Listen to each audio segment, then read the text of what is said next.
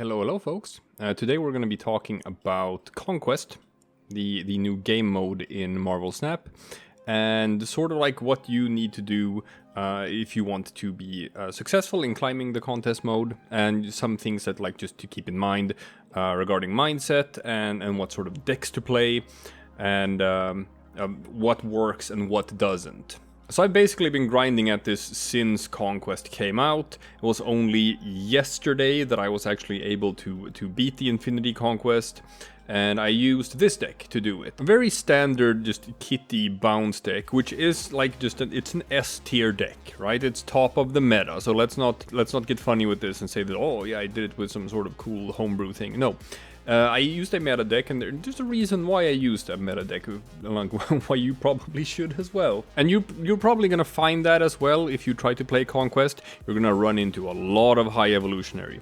You're gonna run into a lot of both the Lockjaw version and the control version with Storm. You're gonna run into a lot of bounce decks, and then you'll find like maybe the occasional Galactus, the occasional Patriot, the occasional Sera control, but those decks are probably not what you're going to gravitate toward. You're going to gravitate toward the top of the top of the top right now.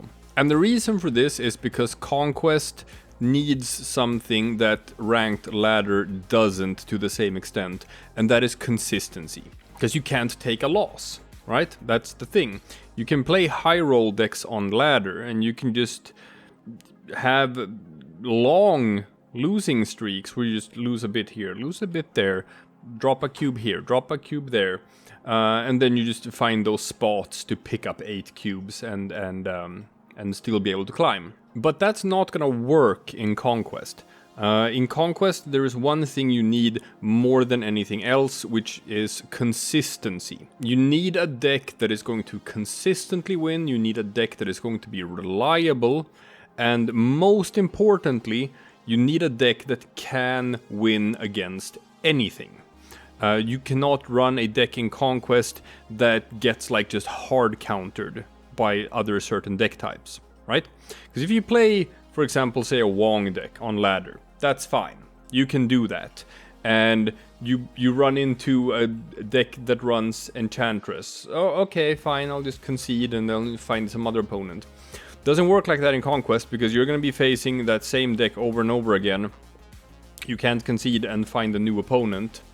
And if your opponent just hard counters you, then your run is over. That's, for example, the same reason why I don't recommend playing Patriot in Conquest. Because, hey, you're gonna do fine. You're gonna pick up some wins, and you're gonna advance a bit. And then eventually, you're gonna run into someone who has Killmonger. And then your run is just over. That's just it, your run is over. Likewise, that's why I think Sera and decks revolving around Sera are not like super great for this game mode, because there are 2 cards that hard counter Sera right now and that still see meta relevance. First one being Spider Ham, which is very effective for dealing with Sera decks, and the second one is Wave. So if you run into an opponent who plays Wave and your deck is built around Sera, you basically just auto lose that match and your run is over. And like, I mean, this is fine if you're playing Proving Grounds, if you're playing Silver Conquest, Gold Conquest, whatever. But Infinity Conquest, like every run costs 500 gold, which is a lot. Like, to put it into perspective, if you just look at like the market rates for it, it's like 500 gold is like just like $10, right? So you can get there for free if you beat the Proving Grounds and you beat Silver Conquest and you beat Gold Conquest. You get an Infinity ticket, but that's as hard as winning Infinity Conquest. Okay, you have to win 6 games in a row to get an Infinity ticket, versus winning 5 games in a row to beat the Infinity Conquest. And like the Silver and Gold ranks are like just as competitive as the Infinity rank is. So it's just as hard to win there. So like, yeah, sure, you can use your Patriot deck or whatever. You can use Patriot, you can use Sera, but then it just comes down to luck. Then it just comes down to being lucky with who you get matched up as your opponent, and just hope that you don't get matched up with someone who hard counters your deck. And if you do get lucky, and if you don't, and you know, face someone who has Killmonger, then you can win Infinity Conquest with Patriot as well. But if each run is gonna cost you 500 gold, me personally, I would prefer to not have to get lucky. I would prefer to not have to rely so much on luck for that, and instead I'll pick a deck that doesn't really get hard countered by anything, that can win against any other deck, which is why I'm gonna recommend like going for the S tier, and in my case, Kitty Bounce. So if we look at my deck list and the deck that I am running, I have opted for the very, very, very low cost version of this deck. I do not run Darkhawk, I do not run Rockslide, I do not run Sera. The entire deck is just 1, 2, and 3 cost cards, and then America Chavez, which is basically just for deck thinning, and you almost never play her. The reason why I think this bounce deck is the superior one right now is because of the prevalence of Spider-Ham in the meta. And if you're running the Sera version of the deck that has a bit more high cost cards, it has like Sera, it has Darkhawk, and it has Iron Man. And all of those 3 cards are just such vicious targets for Spider-Ham. And if you hit any of those 3 cards, then it's basically GG. So I don't think the Sera version is viable. And like I said before, Sera gets hard countered by wave. If you encounter an opponent who plays wave, then your run is just over.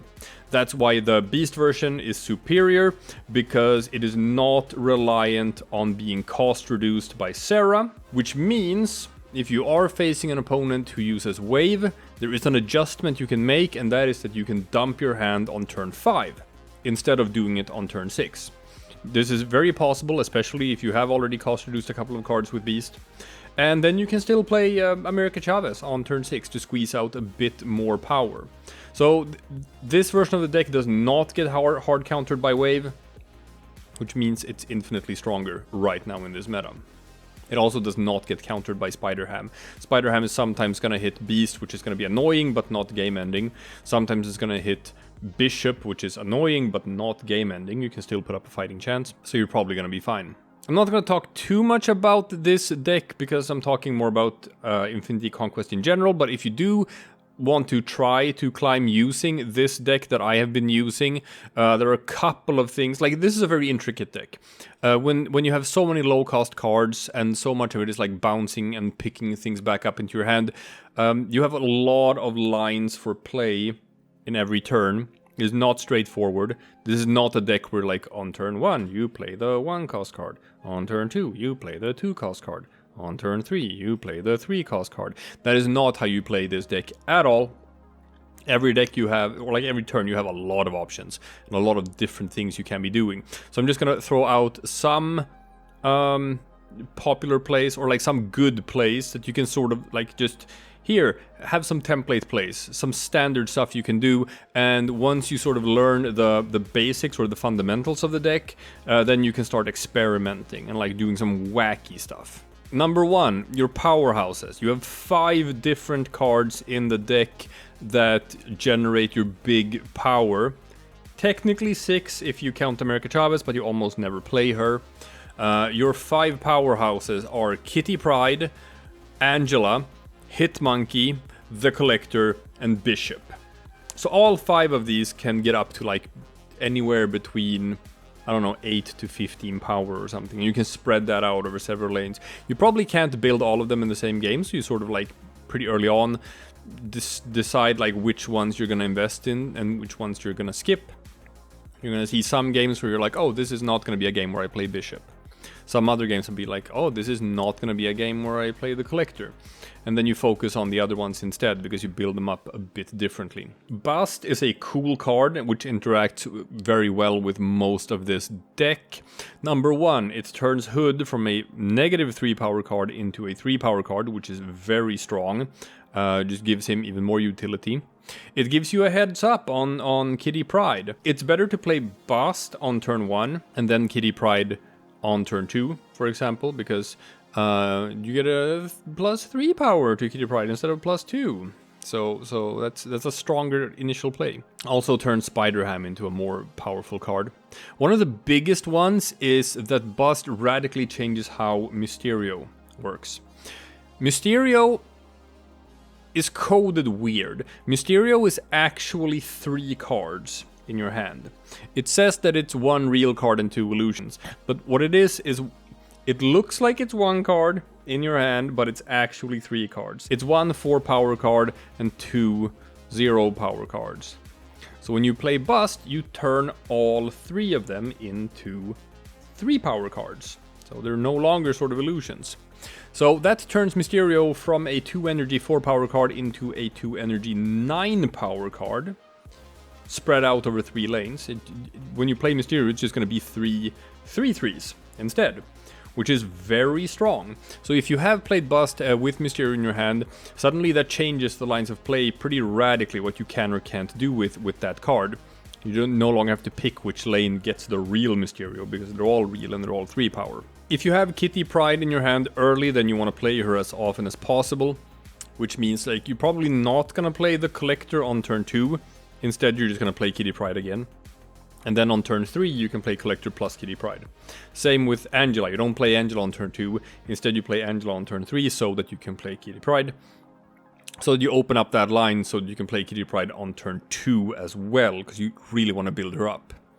And then the typical play would be on turn 4 that you play Kitty Pryde and then Beast to pick her back up again, and now she costs 0. Ideally, you want to do it in a lane where you have some other stuff that you also want to pick back up again. A really cool little thing you can do is that you can actually play Hitmonkey early and just make a small Hitmonkey. Play, I don't know, turn 3, play Spider-Ham and Hitmonkey, and then you have a 2 power Hitmonkey. And then the next turn, you play Kitty Pryde and Beast on that lane. Pick Hitmonkey back up. Now Hitmonkey is 2 power, 1 cost.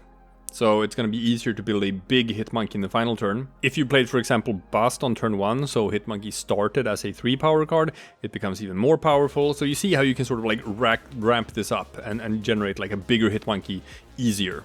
Angela is strong in this deck because of the bounce effects. You can play Angela and then you can play a bunch of 1-cost cards in the Angela lane. Then you can toss out the Falcon, pick all of them back up so that you can again play cards in the Angela lane, build Angela up even more. Typically in like a normal deck, Angela is going to be capped at being like a 2/6.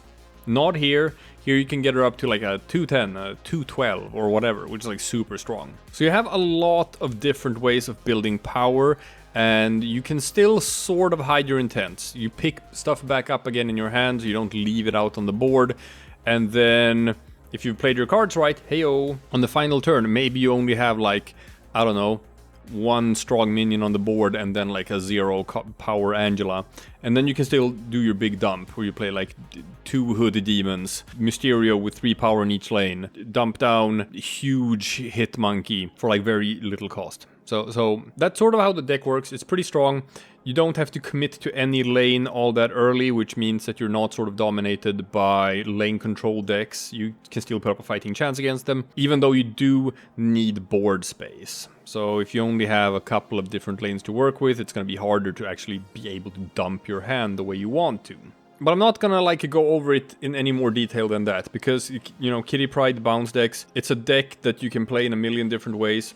No 2 games are gonna be like alike. You just gotta be creative and improvise and build a strategy on the fly. You have your go-to moves that are usually gonna be good, but you're gonna have to deviate from them pretty often. So it is a pretty skill testing deck, and it's a pretty fun deck to play. Much more fun, in my opinion, than decks that just follow a perfect curve, where you play the 4-cost card on turn 4, you play the 5-cost card on turn 5. That's less interesting to me, I guess. But I did pick this deck for Infinity Conquest because you should pick a meta deck that can beat the rest of the meta. Got a bit lucky with my matchups, and the final matchup was actually sort of a mirror match. It was like Kitty Bounce versus Kitty Bounce.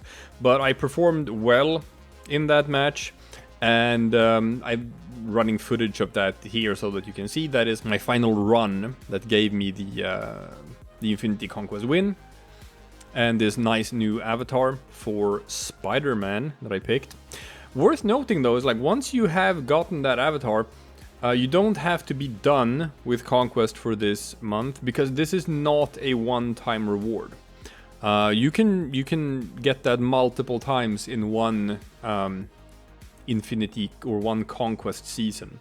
So you can pick more avatars and run Infinity Conquest with them as well. And you can get shiny avatars with all of your avatars if you're good enough at playing Conquest. But yeah, those are some of my thoughts regarding Infinity Conquest, how you should approach it, and what sort of decks you should be bringing. Other than that, I've talked about this before, it is a game that rewards patience. It is a game that you cannot sort of like try to rush through. You have to embrace the grind. You have to embrace the idea that each match is going to be like 10 minutes long, 15 minutes long, and not get impatient and not start playing badly just because the game is like taking a lot of time. And sometimes accepting the idea that you're going to have to be playing from behind, you're going to be down to low health, and you're going to have to win like 3 or 4 games in a row to like pull out a win, and you still have to have the mental fortitude to do that and just not give up even though you're playing from behind. Which is also something that like can take practice. But so long as you keep that in mind, I hope that this video has been helpful and offer some guidance on like how you should approach Conquest mode. And if you like this contest, hey, consider subscribing, consider watching some more of our videos. It's good stuff. So thank you for watching, that's the video, and I'll see you again next time for something completely different.